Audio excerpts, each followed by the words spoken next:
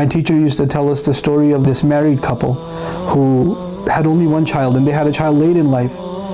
And on the day of his graduation, the child's graduating from high school, he had a motorcycle. On the way home, he got into an accident and died. 18-year-old kid. This kid is their life, is their joy, it's their pride. As the day he graduated, the news comes that he's gone.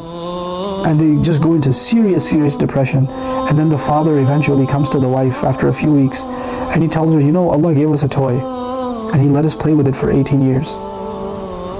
And it was His, it wasn't ours. And He took back what was His. And instead of being grateful that He had us enjoy our lives for 18 years, we're being like this. We should be grateful. This is real calamity and maintaining your faith. That's maintaining your faith. Because when calamity hits, you start feeling like Allah owes me something. Allah owes you nothing. You owe Allah everything.